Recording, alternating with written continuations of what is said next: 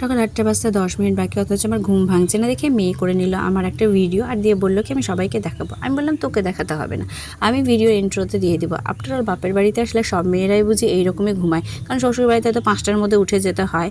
আর তারপরে চাটা খেয়ে মা বলছে যে গপুদেরকে স্নান করিয়ে দে, তো সেই কারণে আমি মায়ের একদম বাধ্য মেয়ের মতো গপুদেরকে স্নান করে রোদে বসিয়ে দিয়েছি।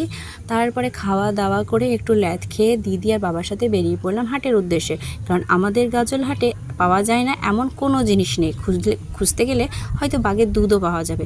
তো যাই হোক, চারিদিকে পেঁয়াজ রসুন আদা বড়ি সব কিছুর দোকান পার করে অবশেষে চলে গেলাম আমাদের একটা দর্জি কাকু আছে তার কাছে। এই দর্জি কাকু মানে এত ভালো জামা কাপড় সেলাই করে যে কি বলবো।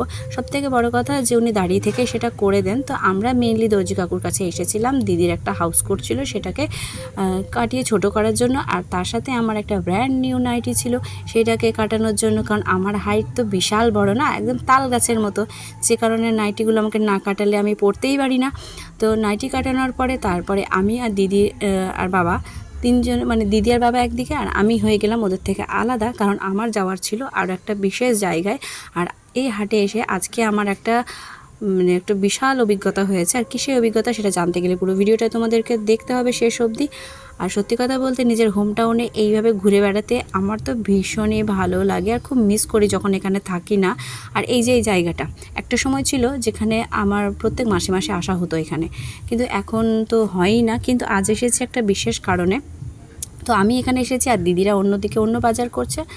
এসেছি এই স্ক্রাবারগুলো নিতে। এই স্ক্রাবারগুলো সেই স্টিলের যে স্ক্রাবারগুলো হয় আর নর্মাল যে স্ক্রাবারগুলো হয়, দুটোকে মিক্স করে বানানো হয়। আমি গোটা বহরমপুরে খুঁজে নিয়েছি, পাইনি। গোটা কাঁদিতে খুঁজেছি, পাইনি। যদি কেউ বহরমপুর থেকে আমার ভিডিও দেখো আর যদি এই ধরনের স্ক্রাবার তোমাদের মানে কোনো একটা সমবায়িকা কিংবা কোনো একটা মলে পাওয়া যায়, প্লিজ আমাকে জানিও, আমি তো খুঁজে পাইনি।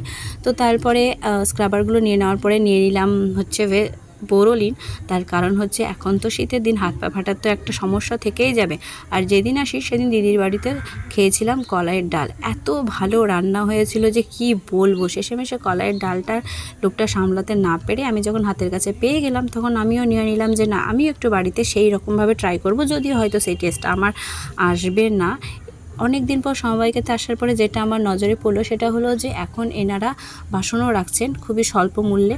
তারপরে আমার টার্গেট ছিল পাঁপড়ের কাউন্টারে, কারণ পাঁপড়ের কাউন্টারে বিভিন্ন ধরনের পাঁপড় এখানে পাওয়া যায়। তো আমি তার মধ্যে নিয়ে নিলাম একটা চালের পাঁপড়। এসেছিলাম শুধু স্ক্রাবার কিনতে, আর তার সাথে কত কি আমি নিয়ে নিলাম তার ঠিক নেই। তারপরে খুঁজে বেড়াচ্ছি এখন আমাদের মালদার বিখ্যাত গীতার আচার। দিদির সাথে সেই নিয়ে ঝামেলা হয়ে গেল, বললাম আমাকে কেন রসুনের আচার এনে দিসনি। বললাম আমরা নিজেরাই পাচ্ছি না, তো তোকে কিনে দেবো। আসলে দিদির স্কুলের পাশে গীতা আচারের ফ্যাক্টরিটা আছে।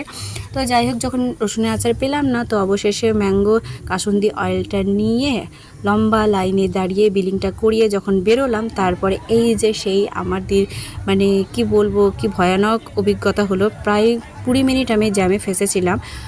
ছোটোবেলা থেকে এখন পর্যন্ত কোনো দিন এত জ্যাম আমি কোনো দিন আমাদের এই গাজল হাটে পাইনি। এটা ইউবিআই রোডের দৃশ্য ছিল। তো এই ছিল আজকের ভিডিও। যদি ভালো লাগে অবশ্যই লাইক শেয়ার কমেন্ট করো। বাই।